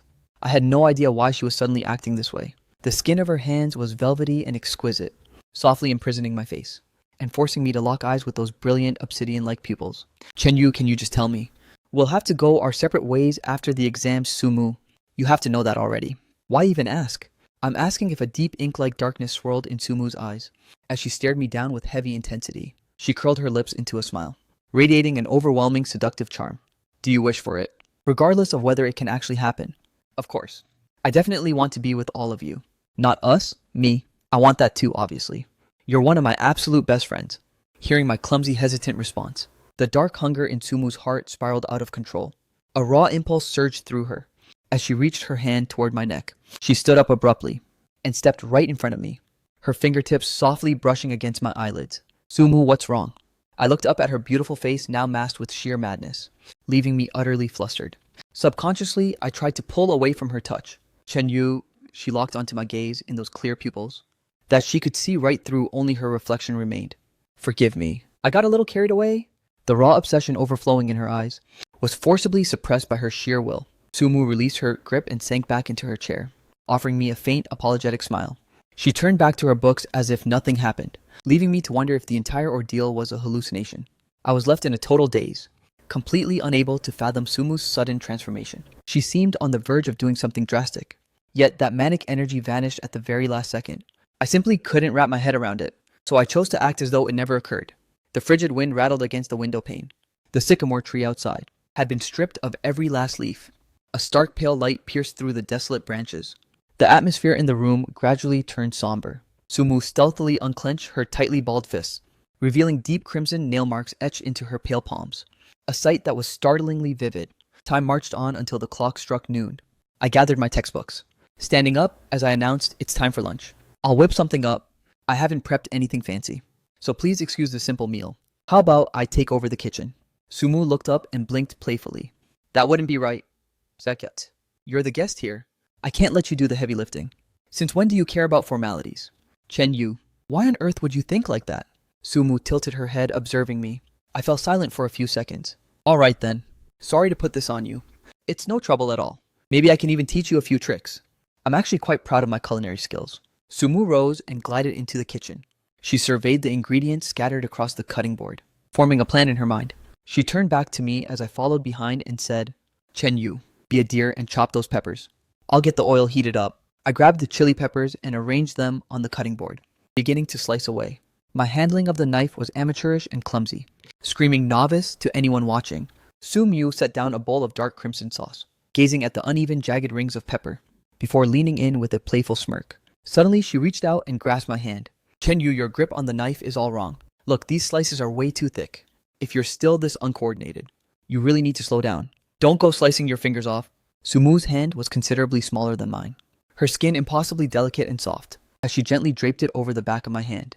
Even though her hand couldn't fully encompass mine, she stubbornly pressed down with intent, guiding me through the motions of slicing. The sensation was utterly indescribable. I tried to convince myself that Sumu was just oblivious to our lack of personal space when she leaned in so close, pressing against me without a shred of hesitation, while clutching my hand. One look down, and I was hit by the floral scent wafting from her silky black hair. One move, and I could have easily pulled her into a tight embrace. Chen Yu Sumu noticed my mind was wandering, and gave me a soft, slightly resentful nudge. Pay attention, okay? Honestly, my bad. Half an hour later, several steaming dishes were served on the table. Sumu served the rice, but didn't pick up her chopsticks. She just watched intently as I took a bite, chewing slowly, under her nervous, expectant gaze, waiting for my final verdict. This is amazing. Way better than anything I've ever cooked. I'm just glad you're enjoying it. Sumu broke into a sugary, radiant smile, even though she expected the compliment. It clearly made her day. She lived for my validation, no matter what it was about. Just like how she'd secretly glow whenever I stole glances at her in class. Want to watch some TV? I asked after finishing the dishes. I finished drying my hands with the tissue, locking eyes with her. As I asked, sounds good. It's good. Sumu settled onto the sofa facing that ancient television, and I took a seat right beside her. I grabbed the remote and flicked the TV on, cycling through a handful of channels, before landing on a cliché romance drama. Sumu watched for a few minutes, before turning to me with a question. Chen Yu, is this your kind of show? Not really. I only picked it because I figured you'd enjoy it. So you think this is what I'm into, huh? Sumu let out a soft giggle, shielding her mouth, leaning her face toward mine. Don't you like it? I assumed all girls were obsessed with romance. So, in your mind, I'm just like every other girl. No, you're special. Wait, no, that's not. What am I even saying? Idiot. How did I trip over my own words like that? I was just speaking without thinking. I swear. Fair enough. Honestly, I really am a total moron. A single sentence was enough to leave me utterly flustered. I stole a glance at Sumu, feeling like a child caught in a lie. I wondered if she even noticed my slip of the tongue. In truth, I'd accidentally let a piece of my hidden heart leak out. I was terrified if Sumu ever realized I was crushing on her. Would she still stay this close to me? Sometimes I'd secretly wonder if she might actually feel the same way about me. But every time I overanalyzed it, I forced myself to abandon that hope. She likes me. That's one of the 3 great delusions of life. I couldn't afford to make a mistake like that. I've become a pessimist by habit. Besides, high school romances almost always end in tragedy. The more beautiful the beginning, the more agonizing the finale usually is. Yeah, you really are a bit of a fool. You better be careful from now on, lest some bad woman abducts you. I don't exactly have anything worth stealing anyway. I'm just a broke nobody. What are they gonna kidnap me for my kidneys? Hardly. Chen Yu, aren't you actually quite the looker? Someone out there is bound to be eyeing you. Well, they wouldn't actually try to jump me, right? I kept my eyes glued to the TV screen, treating Sumu's remarks as nothing more than a joke. Sumu turned her head, staring intently at my profile, her lips curling into a deeply meaningful smirk. She knew I hadn't noticed her predatory gaze. I was just staring at the television, desperately acting like everything was normal. Suddenly, a wild impulse began to surge in her mind. If she were to just pin me down right here, her strength probably wouldn't be enough to overpower me. But would I even fight back? Would I be genuinely angry? The more Sumu played out the scenario, the more enticing it became. She visualized my expression of utter panic and confusion. A boy as obedient and mild-mannered as me would likely just stammer in bewilderment, wouldn't he, if she simply ignored everything and followed her instincts to continue savoring this delicious prize? Would I actually have the heart to push her away? The deeper she fell into her dark fantasies, the more Sumu felt herself spiraling out of control. The thought of me looking completely flustered was becoming irresistibly intoxicating to her. We were both at that naive blooming age, where accidental touches could trigger a wave of shyness, yet felt as dangerously addictive as sweet cream. But was all of this equally tempting in my eyes? The only thing she was certain of was this: if the image of the quiet, perfect girl she cultivated were to shatter before me now, I might never look at her the same way again. One wrong move could ruin everything forever. So once again, Sumu forcibly crushed her rising desires. Chen Yu, I recall you usually have a habit of napping at noon. Sumu spoke in a soft, airy voice. Yeah, but you're still here. I can't just ditch my guest and go to sleep, can I? Don't overthink it. Why don't you just nap right here? Sumu patted the empty space on the sofa between us. Your couch is surprisingly plush. And there's plenty of room, isn't there? Chen Yu scratched his head awkwardly. I hesitated, feeling a bit conflicted. This might be a bad idea. Seriously, how are you still this uptight in your own home? Sumu giggled, hiding her mouth with her hand before patting her pressed-together thighs. You can use these as a pillow. Her legs, clad in casual trousers, were slender and elegant, possessing a perfectly sculpted silhouette, the kind of legs that were practically made for silk stockings. Though for a girl of her age, it felt perhaps a bit too provocative. My mind was a battlefield. My upbringing told me that taking such liberties with Sumu was disrespectful. Yet another voice was tempting me to surrender to the offer. Seeing me standing there dazed and still wavering, Sumu decided to take charge, reaching out and pulling me down toward her. Just try resting your head on my lap. Chen Yu, don't tell me you're actually blushing. I've never used a girl's lap as a pillow, so I'm your first. The smile on Sumu's face widened even further. The warmth radiating from her lap gave her a surge of immense satisfaction. Her own maidenly shyness had completely evaporated in this intimate moment. Truth is, I've never let a boy do this either. It's actually pretty embarrassing. But since it's you, I wanted to see how it felt. She paused, then added in a casual matter-of-fact tone, yeah, you're pretty special. Those words sounded simple enough, yet when they reached my ears, my imagination began to run wild. I kept my eyes glued to the TV screen, but my temple was pressed against that soft, yielding sensation, and I could catch the faint, refreshing scent of her perfume. Suddenly, her cool hand began to stroke my hair, her fingertips grazing gently through the strands. Her tender voice drifted into my ear. Can you fall asleep like this? Or do you need me to lull you to sleep? I'm not your son, I mumbled. You don't have to do all that. I heard a couple of soft, airy giggles, and then long strands of hair brushed against my face. Sumu was leaning down, staring at my profile from a dangerously close distance. It's not just something people do for kids, she whispered. Chen Yu, you can consider this to be your exclusive privilege. My privilege. Then why would you grant me such a right? Didn't I already tell you? Because you're special, that word again. I warned myself that being this close to Sumu was enough. Yet her seemingly casual, careless words acted like a hook snagging my heart and tempting me to expose my hidden affection. I couldn't stop myself from fantasizing. Could Sumu actually be in love with me too? Chen Yu, what kind of girls are you into? Sumu suddenly inquired once more, her tone remaining light and airy, as if it were just mindless small talk. I don't know. I haven't really given it much thought. Then let me take a wild guess.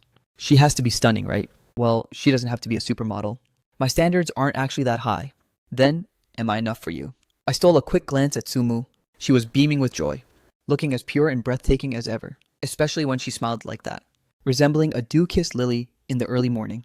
A soul-stirring beauty that left me breathless. It made me wonder again if there was a deeper meaning to her question. You've already far surpassed any high standard. Well, thank you for the compliment. Sumu tilted her head up, hiding the sudden flush creeping onto her cheeks. She felt utterly ridiculous, despite the filthy, greedy thoughts swirling in her mind. She was still getting flustered over a simple praise. It felt like she was playing the innocent maiden, a facade that even she found somewhat revolting. The conversation died out there. Sumo relished the weight and warmth pressing against her lap, gradually picking up the sound of my rhythmic breathing. She lowered her gaze and saw that my eyes were finally closed. I had drifted off to sleep. She whispered my name softly a few times, but received no response. Seeing me in such a vulnerable, defenseless slumber violently triggered the dark desires deep within her. Her mouth began to water uncontrollably, as she began to lean in inch by agonizing inch, aching to savor this exquisite delicacy right within her reach. My warm, lean cheek was pressed right against her trembling lips. A torrential flood of emotion crashed down upon her, drowning her completely in its depths, igniting that bittersweet, numbing hunger deep within her soul. If you love me, just say it clearly. She screamed soundlessly within her mind, her heart racing. I love you too. I'm obsessed with you. Why are you too cowardly to tell me? Do you have any idea how torturous it is to keep myself from devouring you? She pressed her palm firmly against my collarbone, tracing upward along the narrow curve of my neck, until her fingers finally brushed against my face. She was desperate to absorb every ounce of my existence, craving even more intimate physical contact. You are mine, Chen Yu, she vowed with unwavering conviction in her heart. I can endure this agony, until the day I can officially claim you as my sole possession. But until that moment comes, you must not fall into anyone else's hands. Absolutely never. Sumu reached out and silenced the television. That trashy cliché idol drama was making her feel physically nauseous. Her love for me could never be that shallow. It was an etched permanent obsession, a love that had burrowed deep into her very soul. She loved every single part of me, from my inner thoughts to my physical form. Suddenly, I was jolted awake by the rhythmic drumming of rain. Fat, heavy raindrops were savagely battering the window pane. The sensation of the soft thighs beneath my head was still vivid and clear, making me realize my compromising position instantly. I scrambled to sit up, checking the fabric of Sumu's trousers, and breathing a silent sigh of relief that I hadn't drooled in my sleep. Thinking back on it now, I probably should have just refused her from the start. After all, there should be boundaries between a guy and a girl. But this was Sumu, the girl I was hopelessly in love with. I thought to myself with a touch of reckless abandon, why not just let these moments be a little more perfect? Since this unrequited crush will likely end in heartbreak anyway, I might as well enjoy the present while it lasts. Besides, Sumu's lap really was incredibly comfortable. It seemed Sumu had drifted off to sleep as well, leaning back against the cushions of the sofa. Strands of dark hair were plastered to her cheeks, with a few stray locks fluttering near the corner of her mouth, giving her an incredibly precious and innocent look. A sudden restless itch flared up in my chest, as if a weightless feather had just brushed against my heart. Possessed by some reckless impulse, I reached out, slowly inching my hand toward Sumu's face. Her skin felt impossibly soft and velvety, the delicate porcelain texture sending a jolt through my senses. I couldn't resist giving her cheek a playful tiny pinch, but a split second later, I realized I'd gone way too far, and I scrambled to retract my hand in a panic. Too late, Sumu's eyes had already fluttered open. She instantly snatched my hand before I could pull away, her expression a mix of genuine astonishment and a hint of mischievous mockery. Fortunately, there wasn't a trace of anger in her gaze. She looked like she'd just caught a naughty child in the act. Chen, I didn't realize you were actually this bold. Touching a girl's face without even asking. She maintained a vice-like grip on my hand, as if she were securing the ultimate piece of evidence, refusing to let go until she'd fully judged my crimes. I'm so sorry. I just couldn't help myself. You look quite peaceful when you're asleep. She suddenly shifted the topic, her tone changing. My legs are completely numb though, struggling to keep up with Sumu's erratic pace. I froze for a moment before stammering out a reply. It was really soft and comfortable. If this had been any other girl, Chen Yu, you'd be getting a slap across the face right now. I'm sorry. I'm really, really sorry. I hurriedly sputtered out another apology. Well, it's a good thing I'm not any other girl then. Sumu suddenly flashed a warm, radiant smile, and finally released her hold on my hand. She turned to watch the torrential downpour outside. Dense curtains of rain were plummeting from the sky. The horizon was so gloomy and overcast. It looked as though it had been soaked in dark ink. Sumu glided over to the window, where crystal-clear droplets were battering the glass. She pressed her palm against the frigid surface. Her crystalline eyes mirrored the chaotic descent of the rain outside, and she suddenly found herself wishing for a literal deluge. Don't stop, even if it meant drowning the entire world in its wake. The sky continued to bleed into a deeper shade of darkness. Flicking on the light, I turned to Sumu and said, "The rain doesn't look like it's letting up anytime soon. If you don't mind the inconvenience, would you like to stay over for the night? You can take my room, and I'll crash in my parents' old place." I made sure to emphasize that I had zero ulterior motives, maintaining a strictly polite and respectful demeanor. I didn't want Sumu to think for a second that I was a creep, obsessing over how I appeared in her eyes. Sure thing. Sorry for the intrusion then. All right, let me get some toiletries ready for you, I muttered as I stepped into the cramped bathroom. The white tiles were spiderwebbed with cracks, and 2 towels hung limply against the wall. The blue one had been used by Lin Wanqing last time, and it had remained hanging there ever since, perfectly clean. I dug out a spare toothbrush from the cabinet, set it on the windowsill, and headed back into the living room. You can use the blue towel for tonight. I've set out a fresh cup and toothpaste for you, so feel free to use them. Are you planning to shower? If that's okay with you, then thank you so much. Body wash and shampoo are on the ledge. The shower head handle is a bit temperamental, so it only gives hot water. As for a change of clothes, maybe skip that for now. I mean, I can't exactly wear your oversized clothes, can I? Yeah, good point. I felt a wave of awkwardness wash over me. Let me grab you some slippers instead. I turned around, pulling a pair of soft cotton slippers from the cabinet, and placing them right by Sumu's feet. Sumu knelt down to unlace her sneakers, sliding them off, to reveal her dainty white lace-trimmed socks. Her slender, fragile ankles were exposed, her snowy skin looking incredibly soft and porcelain smooth. She slid her feet into the slippers, pitter-pattering her way into the bathroom. Soon the rhythmic patter of the shower echoed from within, distinct from the rain outside. That delicate splashing sound was maddeningly suggestive, sending my imagination into a wild, uncontrollable spiral. I frantically slapped my cheeks, trying to kill those intrusive stray thoughts. I pulled out my phone and tried to focus on reading. The bathroom door finally creaked open. Sumu was still wearing her original outfit, but her porcelain white skin was flushed with a tender rosy hue from the steam. A few damp strands of hair clung to her exquisite face, adding a touch of effortless lazy charm. Want to hang out for a bit, or head straight to bed? My room is that one right there. I pointed toward my bedroom door while asking her, I think I'll turn in then. You should wash up and get some rest too. Thanks for hosting me today. With those final words, Sumu turned and vanished into my bedroom. I made my way into the bathroom to begin my own nightly routine.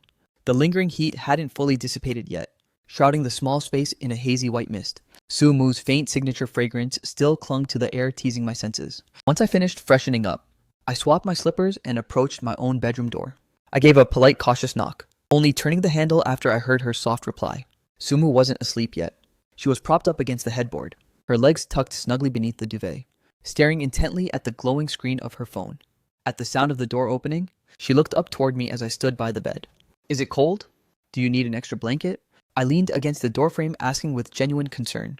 No, I'm good. It's actually quite cozy like this. Sumu shook her head gently, setting her phone aside. Come, let's chat for a while. It's too early to sleep anyway. All right. I closed the door, taking a seat on the edge of the bed. At the far end away from her, Sumu glanced down at my feet. You're not wearing socks. She noted, adding that my feet would freeze even in cotton slippers. Why don't you hop up here? We can share the duvet. It'll be much warmer, right? But isn't this your bed now? Seriously, what is there to be bothered about? I hesitantly peeled back the covers and slid my feet underneath. Sumu and I sat at opposite ends of the bed. The slight rise and fall of the duvet perfectly outlined the slender, elegant silhouette of her legs. Have you planned out your future yet? What do you want to do? Sumu tilted her head slightly while asking me, her face a mask of serene, unfathomable calm. I don't really have any grand designs. I just want to ace the exams and get into a decent university. Then I'll work part-time while I study. After graduation, I'll find a steady job and just live through the daily grind. I'd love to have some legendary epic adventure, but in the end, I'll probably just prioritize stability. That sounds pretty low-key. So when do you plan on getting a girlfriend? Probably not for a while, right? At the very least, I need to get my life together first. Besides, I'm so socially awkward. And honestly, pretty boring. I doubt any girl would ever look my way. Why are you so lacking in confidence? You have plenty of amazing qualities. How could no girl ever fall for you? Even if I do, they're just trivial things that don't matter. Average IQ. 0 emotional intelligence, and I'm broke. I'm just being realistic about myself, I said with a bitter self-deprecating laugh. I didn't see it as being hard on myself. It was simply the cold, hard truth. They don't matter, Sumu countered in a soft, gentle voice. You're incredibly resilient and hardworking, well-behaved, and actually very handsome. I, for one, really like me. I pointed at myself in utter shock, my heart rate flatlining and then skyrocketing in an instant. The hidden feelings in my teenage heart sprouted like wild grass in early spring. But Sumu merely maintained her warm, gentle smile, offering a calm, collected explanation. Precisely. I mean, if I actually detested you, how could we have ever become such incredible friends? Right, friends. I suddenly realized I'd completely misread the room. Sumu's feelings for me were still rooted in pure platonic friendship. Yet I'd allowed a perfectly normal comment to trigger a landslide of inappropriate, forbidden fantasies. In an instant, my composure was utterly shattered. Sumu watched my visible panic with a playful glint, a wave of secret delight washing over her. She felt a sudden wicked urge to tease me even further. Leaning in to ask, so, do you like me too? I locked eyes with her mischievous smiling gaze, then quickly hung my head low, spelling the truth in a frantic, unorganized blur. I like you. You're so stunningly beautiful. Your personality is amazing, and you always look out for me. I definitely like you. I desperately tried to shield my face, praying she wouldn't notice the deep crimson flush on my ears. I was painfully aware that my like carried a weight entirely different from hers. Even if she never suspected my true romantic intentions, I couldn't even pretend to be composed, let alone act nonchalant. Oh, really? So you like me back, huh? Sumu's grin widened, radiating an even more intense charm. No wonder you're always caught stealing glances at my face. You even got bold enough to touch it today. That wasn't, don't bother apologizing. It's not like I'm actually offended. Sumu cut off the apology that was already on the tip of my tongue, her smile growing increasingly vibrant and knowing. She suddenly thought that playing the bad girl role wasn't so bad. A boy this flustered and helpless was just too adorable to resist. You still haven't answered my other question yet. Chen Yu, what exactly am I to you? I lifted my head to meet Sumu's gaze once more, drowning in her soft, mirthful eyes, and spoke with total sincerity. You've been the undisputed school beauty for 3 years straight. Your grades have never once slipped out of the top 5. You're gentle, kind-hearted, and incredibly easy to talk to. To me, you're my partner. You're my desk mate, and also a truly precious friend. Sounds like your impression of me is pretty stellar then? No wonder you like me so much. She intentionally emphasized the word like. I couldn't even deny it. To anyone else, it sounded like simple platonic validation. But I couldn't stop my mind from drifting toward romance. Admitting this felt dangerously close to a real confession. Yet I had no choice but to bite the bullet and remain silent. It's getting late. I'm heading to sleep now. I scrambled for an excuse to retreat like a total coward. Why not just sleep here? You take that end. I really don't mind. And we can keep talking. That isn't appropriate. You're a girl, and if the girl says it's fine, then stop being such a worrywart. Otherwise, you're gonna lose some serious points. Sumu's gaze was locked onto me, observing me with intense focus. She tracked every micro-expression and twitch. My awkwardness, my hesitation, my bashfulness, it all made the greedy desire deep in her heart begin to stir. Alright then. Are you ready to sleep? I'm turning off the lights. The brightness was instantly swallowed by the night. The moonlight filtering through the window was white as snow, landing perfectly across Sumu's face. It draped her in a hazy ethereal veil of silver light, making her look impossibly beautiful. Am I that good looking? She caught me shrinking into the duvet, stealing glances at her face. My sneaky behavior didn't escape her notice for a second. Should I sit up so you can get a better look? No thanks. It's freezing tonight. You should get some rest too. I hurriedly yanked the covers over my head, hiding completely. My heart was pounding so hard I thought it would explode. A few minutes later, I cautiously peeled back a tiny corner of the blanket. I saw that Sumu had finally laid down. Subconsciously, I began to shift my legs, trying to find a more comfortable sleeping position, only to accidentally brush against another pair of feet. I yanked my foot back as if I'd been struck by a lightning bolt. Chen Yu, your feet are absolutely freezing.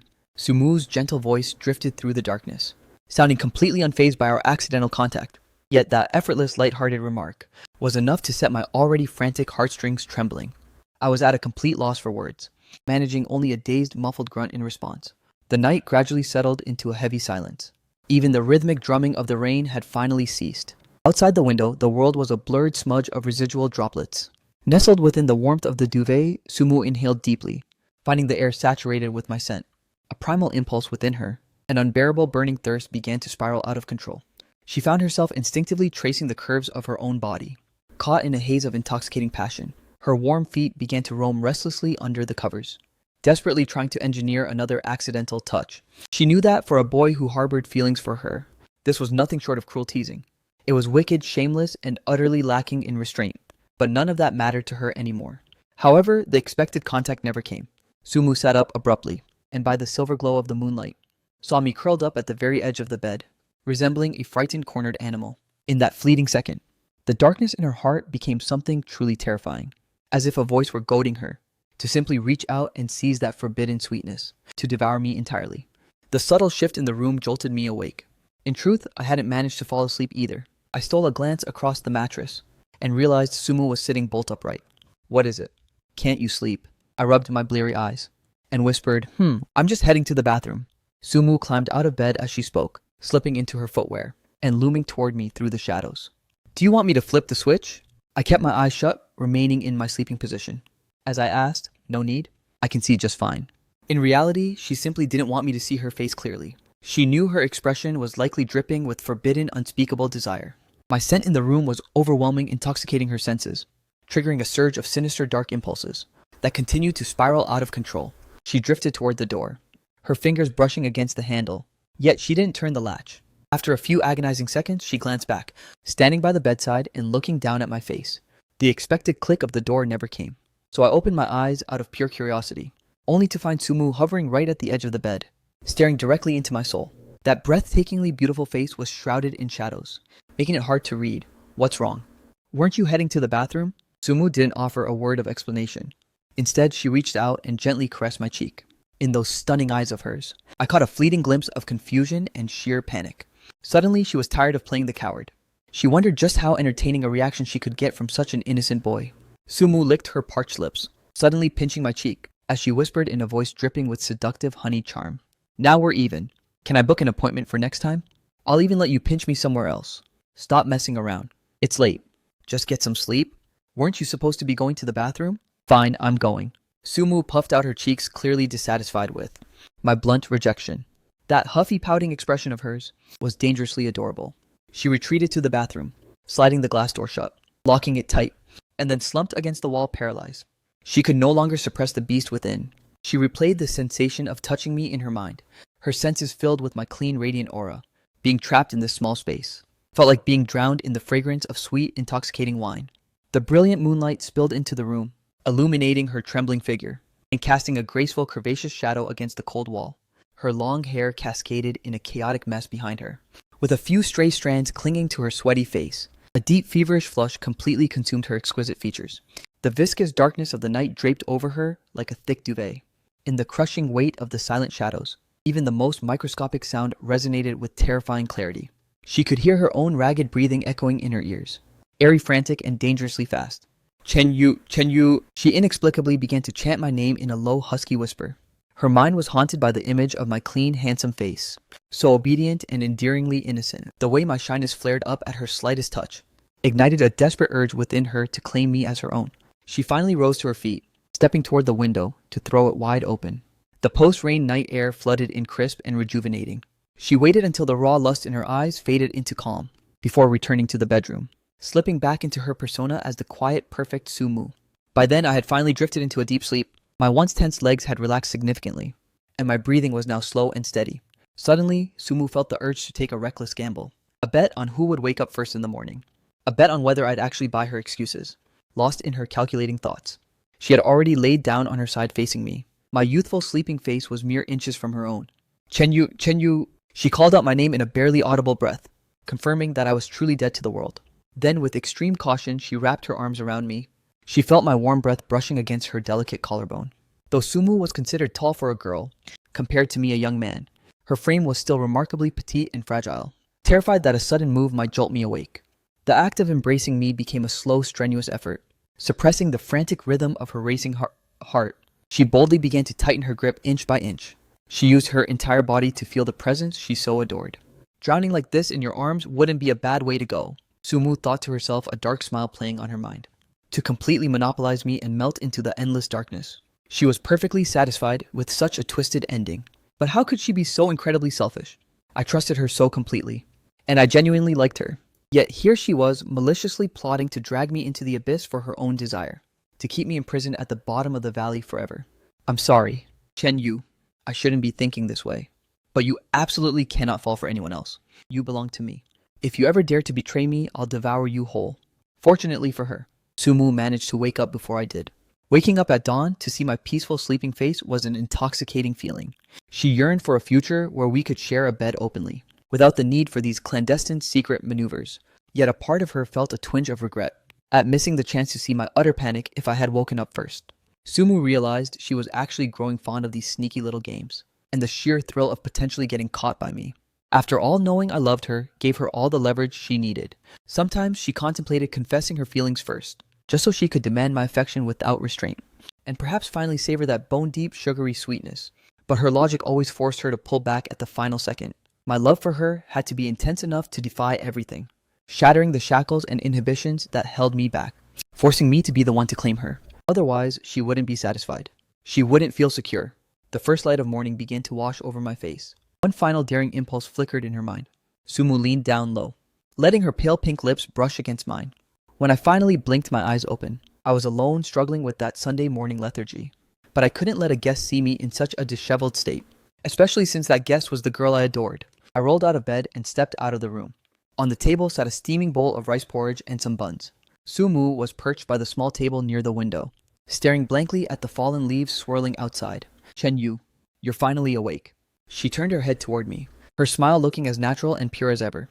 I was just about to wake you. Hurry up and eat. Breakfast won't be nearly as good once it gets cold. Thanks so much. As the host, I feel like a total failure. Letting the guests take care of me like this. Don't overthink it. I really don't mind. I sat down and began to dig into my breakfast. Sumu turned her head away, resuming her gaze at the bleak, desolate winter scenery outside.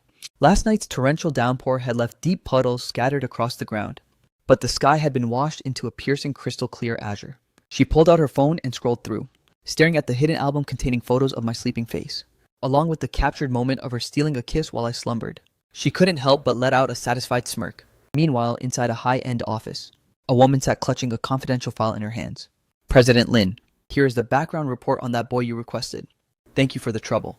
Lin Wanqing flipped open the report detailing every aspect of my life, unable to stop her mind from drifting back to that bitter winter of her release. That innocent, precious child had been as untainted as a fresh white snowflake, only to end up being tormented by the same cruel fate she suffered. leaving behind jagged scars on his soul that refused to heal.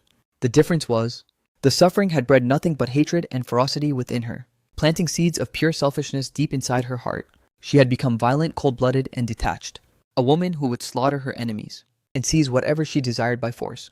As she thumbed through page after page, Sumu's name finally caught Lin Wanqing's sharp eyes. The final page of the dossier contained Sumu's information, complete with a formal photograph attached.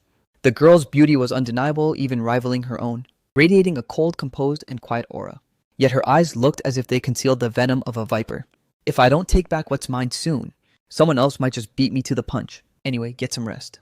If you start dozing off during morning study again, don't expect me to keep watch for the teacher. Got it. I'm heading out then. Good night. The chat window remained still, no new messages appearing. I scrolled back through our conversation history, dozens of seemingly meaningless exchanges that secretly harbored the ambiguous emotions of a teenage crush. Chatting with Sumu right before bed always left me in high spirits. With her makeup on, she looked even more breathtakingly glamorous, like a dark rose exuding a heavy intoxicating fragrance. Solid 6 cells. Good evening. Chen Yu big sister is finally home. You're still awake, aren't you? Lin Wanqing beamed at me with a tender, radiant smile, perfectly playing the part of the warm and gentle big sister. I was just about to turn in, Sister Wanqing. Why are you back so late? I just finished up some work and couldn't wait to rush back to you. Come here, let big sister give you a hug. It's been a few days. Did you miss me at all? Lin Wanqing pulled me into a willful tight embrace, her chin resting heavily upon my shoulder. She inhaled the clean sun-kissed scent of my skin, clinging to me as if she never intended to let go. Of course I did, Sister Wanqing. But you're squeezing me a little too hard. Oh, I'm so sorry. Big sister just got a little overexcited. Lin Wanqing finally released her hold on me and affectionately ruffled my hair. Chen Yu, is the air conditioning in your room fixed yet? How about you come sleep at my place tonight? No, that's before I could finish my rejection. I was forcefully dragged into the apartment across the hall. The front door was slammed shut behind us, effectively cutting off any chance of retreat. Chen Yu, you mustn't say no to your big sister. It would truly break my heart. She tapped my forehead with her fingertip, her voice laced with a hint of playful sorrow. All right, but I haven't even turned off the lights at my place. I'll take care of the lights myself. Chen Yu, just go get some rest. Struggling seemed utterly futile at this point. I resignedly stepped into Lin Wanqing's bedroom, where everything was meticulously organized and spotless. A wardrobe, a desk, and a spacious double bed. There were no unnecessary frills or decorations. None of the typical fluff you'd expect from a girl's room. It was minimalist, elegant, and mature. I sat on the edge of the bed for a moment, until the bedroom door swung open. Lin Wanqing casually shed her coat, flicked on the heater, and locked eyes with me, as she whispered, "Why aren't you asleep yet? Not feeling tired? Careful now, or you won't be able to wake up tomorrow." Sister Wanqing, it is King. Are you sleeping here too? I voiced the burning question in my mind. Lin Wanqing's casual, natural movements suggested she had zero intention of us sleeping in separate rooms. Of course I am. The other room doesn't even have the bed made, you know. But that's not right. For someone like you, Sister Wanqing, it's inappropriate. I really should just head back and sleep at my place. I scrambled to my feet, prepared to make a quick exit, only to be tackled back onto the mattress by Lin Wanqing. She pinned my body down, effectively imprisoning me, her actions forceful and brooking no resistance, even while her face remained a mask of gentle kindness. I already told you, you aren't allowed to say no to your big sister. Does Chen Yu really want to see me heartbroken? This just isn't right. Sister Wanqing, I'm practically an adult now. I'm not some little kid anymore. And what of it? It's just sharing a bed to sleep. It's not like we're doing anything else. Your room is so freezing, Chen Yu, and I don't want you shivering all night. Actually, my blankets are quite thick. It's really not that cold. If you keep rejecting me, I'm seriously going to cry. A faint, trembling sob crept into Lin Wanqing's voice, making her sound incredibly fragile and pitiful. Yet the way she stroked my face felt chillingly undeniable. I am fine. We'll sleep here together. I wavered for a few intense seconds, before finally giving in to her. To Lin Wanqing, it seemed I was still that same naive, clueless little boy from years ago. The way she spoke to me was like she was coddling a child who knew nothing of the world. A bit erratic, and completely unguarded. I lay down and pulled the duvet over myself, surrendering more than half of the mattress to her, paralyzed by the sheer awkwardness of being with the opposite sex. I instinctively tried to maintain the maximum possible distance, even though we were already sharing the same bed. I stole a furtive glance toward the edge of the bed, watching the woman who currently had her back turned to me. I saw Lin Wanqing suddenly begin to unfasten her clothes. Sister Wanqing, I'm still right here. Why are you changing into your pajamas now? It's not like it matters if you see. Big sister doesn't mind at all. Lin Wanqing replied with fearless nonchalance. I frantically squeezed my eyes shut and buried my head deep beneath the duvet. The covers rustled as she moved, and I felt the undeniable warmth of another person drawing near. Slowly, I ventured to peek open my eyes. Lin Wanqing was mere inches away in her silk pajamas, lying on her side directly in front of me, her eyes locked onto mine. "Chen Yu, did you sneak a little peek just now?" She beamed with a gentle yet radiant smile, her tone dripping with playful mischief. I saw a little. She was way too close. Despite having yielded the majority of the bed to her, Lin Wanqing continued to crowd into my personal space, as if she were deliberately trying to close the gap, just to keep me trapped within her sight. Those almond-shaped eyes of hers, strikingly sharp and full of contrast, were crystal clear and sparkling, yet laced with an intoxicatingly feminine charm. Her gaze was absolute bait, completely mesmerizing, reminiscent of the soul-stealing fox spirits from ancient legends. Is Chen Yu really this well-behaved? Or is Big Sister just not charming enough for you? She teased in a velvety voice, mocking her 5-year younger brother. No, that's not it. Sister Wanqing is gorgeous, and incredibly captivating. I'm just too embarrassed to look. I already told you. It's perfectly fine. If you want to look Chen Yu, then feel free. Or is it because you already have a girl you like that you're ignoring me? My heart skipped a beat, stalling for a full second. Bashfully, I forced myself to meet Lin Wanqing's gaze. She was so kind, as if she could perceive and nurture my every thought. Those unspoken secrets buried deep in my heart made me waver, unsure if I should reveal them to her. I gave a dazed, slow nod. The tender smile on Lin Wanqing's face vanished for a split second. The sheer ruthlessness etched into the corners of her eyes was almost impossible for her to suppress. She frantically salvaged her mask of composure, testing the waters by asking, "Was it that girl from last time?" Utterly oblivious to her momentary lapse in character, I finally confessed the truth. "When I asked you about it before, didn't you say there wasn't anyone?" "Chen Yu, you're a liar." "What a naughty boy." I didn't realize back then that I liked her this much." "Well, does she feel the same way about you?" I honestly don't know." Thinking back on all of Sumu's peculiar actions, it was clear she treated me as someone special, but I simply didn't dare to dream that it was love. "When you were little, you said you liked Big Sister, and that we'd stay together forever. Chen Yu is such a player, huh?" That obvious joke actually caused me to sink into a heavy silence. We both knew childhood words were just innocent babble, yet I believed in taking responsibility for what one says. I didn't want to deny my impulsive younger self, yet I had no idea how to respond. All right. Big Sister was only teasing. I'm already getting old anyway. It's only natural for Chen Yu to like young pretty girls. After all, that's not true, sister. Sister Wanqing is in the absolute prime of her life. You're even more stunning than you used to be. Hey, look at you with that silver tongue. Lin Wanqing gently stroked my hair, studying my now mature defined features. She could clearly see my bashfulness and discomfort. I was desperately trying to maintain some sort of distance. How pathetic, she thought, using these petty little tricks to toy with a boy, exploiting the sense of duty he can't escape. Lin Wanqing? When did you sink low enough to rely on these cheap games? Chen Yu, you really have grown up. You used to love snuggling into my arms. Is growing up and becoming sensible just a part of life? By the way, Sister Wanqing, why do you take such good care of me? I'm honestly getting a bit embarrassed to just accept all of this so brazenly. Because of what your father mentioned back then. Lin Wanqing gazed out into the vast dark night, where brilliant glittering stars adorned the endless void.